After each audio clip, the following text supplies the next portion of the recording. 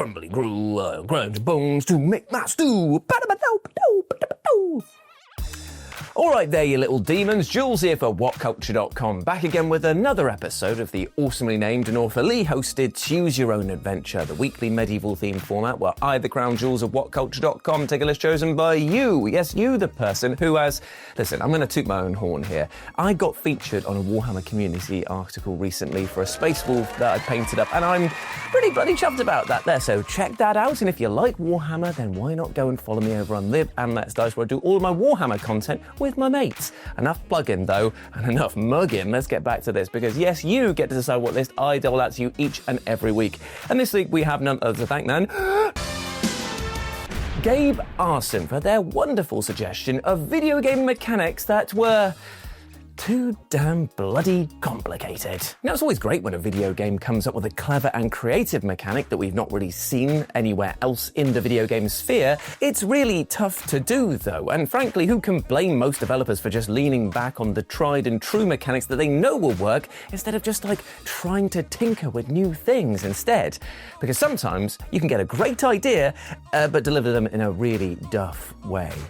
So let's have a chat about them, as I'm Jules, this is WhatCulture.com, and these are 8 video game mechanics that were too damn complicated. Oi, you! What are you buying? What are you selling? Well, I'm so pleased you asked, because if you want to stay safe online and browse freely, NordVPN is running an unbelievable deal at the minute that gets you up to 76% off subscriptions and 3 months free. Just scan the QR code in this video or click the link in the description below, and it's all yours. Leveling, The Elder Scrolls IV Oblivion. So, let's kick things off by talking about The Elder Scrolls IV Oblivion, which, despite being one of the most beloved RPGs and say with me kit of all time, managed to absolutely bungle one of the most basic aspects of any RPG: leveling up. Rather than level up in linear fashion by killing things and completing quests, players would only do so every time they improved their major skills by a total of 10 points, and only upon leveling up could attributes then be raised. Now, when you couple this with the game's poorly thought out enemy scaling mechanic, this arcane progression system had the tendency to result in extreme unbalancing, with players often accidentally encountering huge difficulty spikes by being underpowered through no fault of their own. Such as, you might be walking around just going, hey, whoa, my athletics is getting really, really big. This is fantastic. I'm exploring the land. And what's that? You're telling me that just because I've decided to put on my hiking boots for a bit, I've now got to face a giant dragon coming down that is resistant to all of my level 1 starter equipment?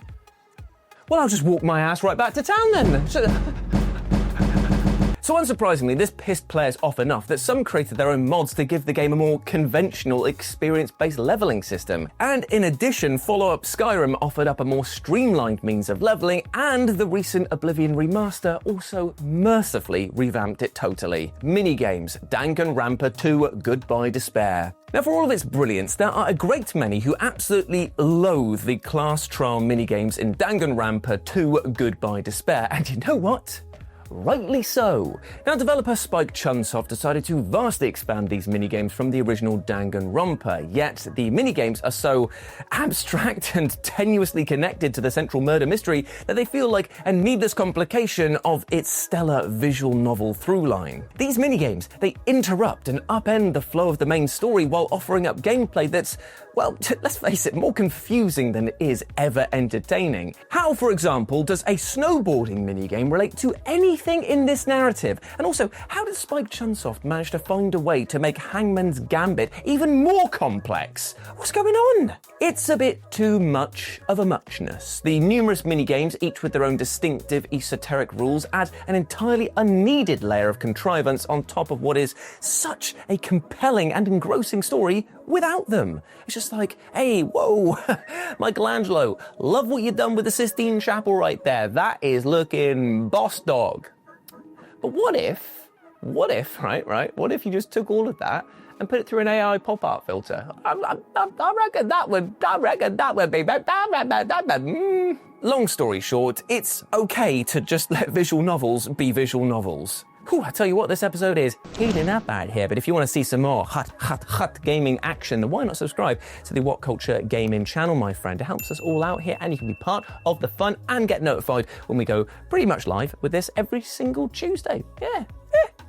let's carry on. Motion controls, The Legend of Zelda Skyward Sword. Now in the least surprising news in the world, it turns out that Nintendo very nearly ditched the mandatory motion controls from The Legend of Zelda Skyward Sword because they remain by far the game's most controversial feature. You see, in the original Wii release, the game could only be played with the Motion Plus peripheral, and there was no option to play it with a more conventional control scheme. Now, as impressive as the Wii's motion controls were for their time, they also weren't terribly suited for a game as mechanically involved as Zelda. And as fun as the idea of slashing your sword around with a Wiimote sounded in theory, the reality was a little bit different. You see, the motion tracking was awkward. Stab. And it was very finicky during combat, and even basic movements and menu navigation just felt clunky, enough so that it often seemed like players were fighting the controls more than the game's actual bloody enemies. I just want to feed Big Pidge, what a Big Pidge, Zelda style, his favourite treats, but unfortunately I'm just throwing them on the floor. Curse you, motion controls. Now, the attempt to innovate is laudable, but not giving players a more straightforward traditional control scheme as an alternate option was a massive own goal by Nintendo. And the learning curve was just too damn steep for its own good. I feel like I'm just chucking that on there as well, like, at this point. But thankfully, 2021's Nintendo Switch Remaster finally allowed players the opportunity to play Skyward Sword with a button-only control scheme. And the worst part of it is that a lot of people said it was so much better, so much easier to do. Eek. Junctioning, Final Fantasy VIII. Right, so I do actually have a script in front of me here, which is going to be telling you all about how junctioning's a bit of a pongy whiff of your gaming memory. But you know what, my friends? I have a personal anecdote which explains why this was a problem. You see, when I was a young wee lad and still had hair, inverted like that, I played a lot of Final Fantasy VIII. I was very addicted to the triple triad card minigame. Love that. That music will always just be in my mind at any given time, like a little record player in a jukebox in a distant alleyway.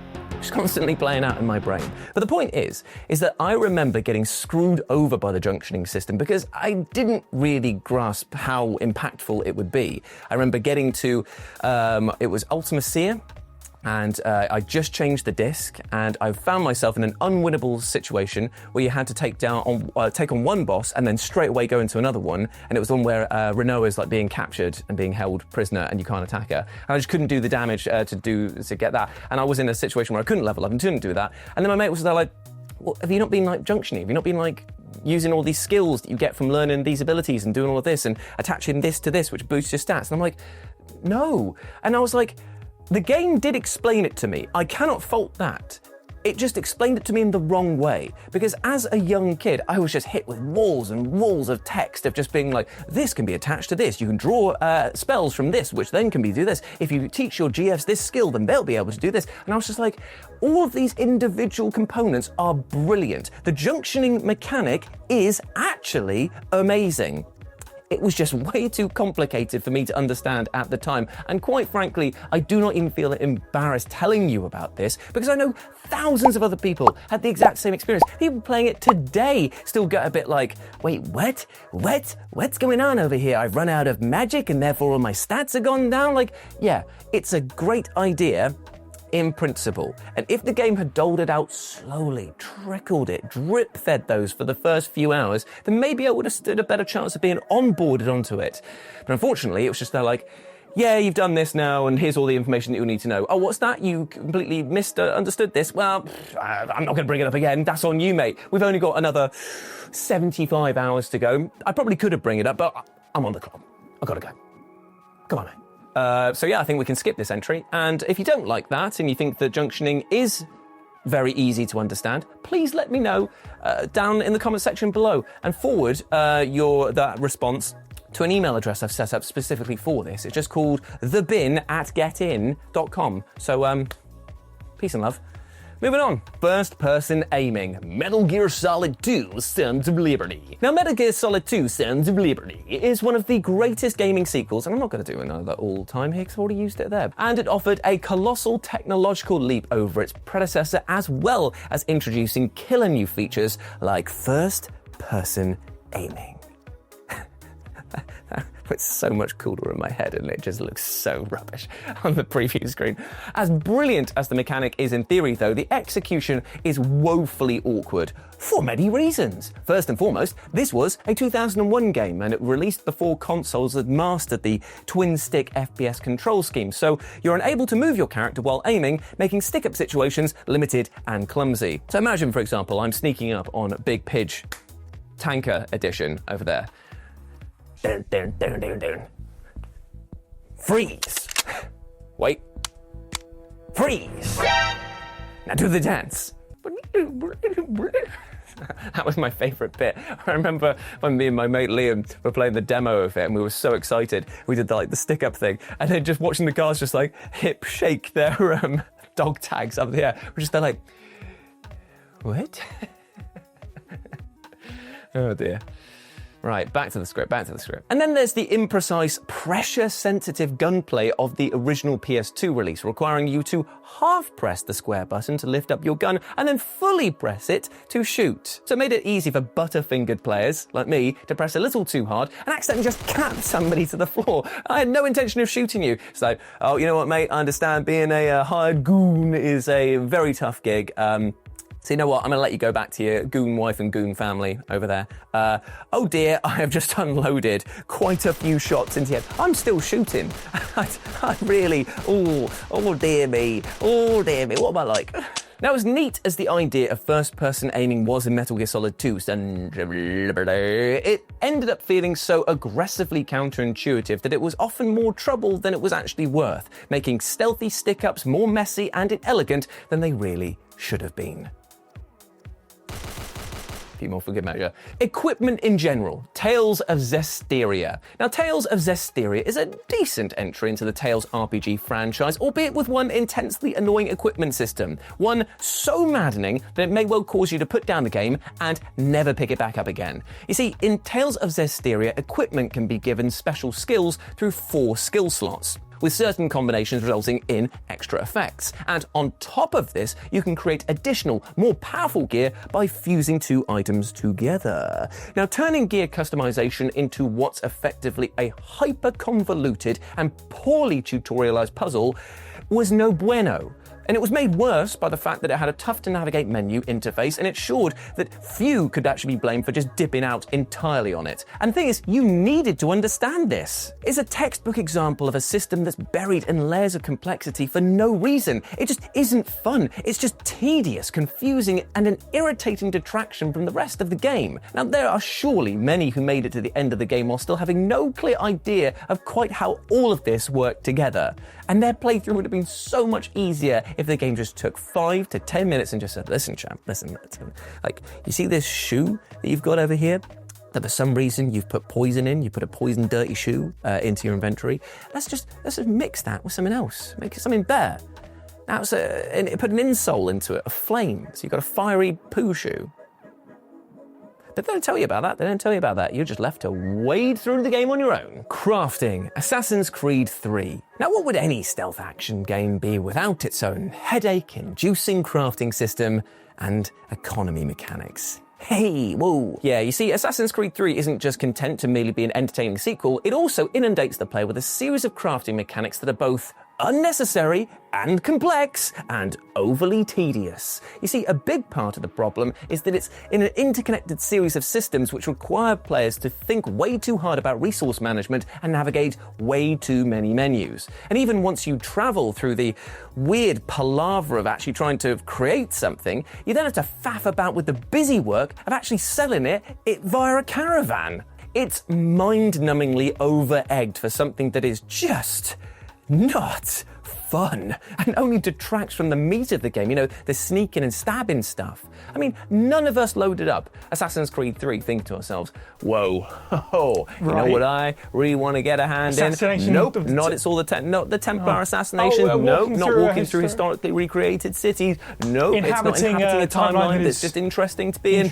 I want to sell me some leather pouches. Oh yeah. Oh yeah.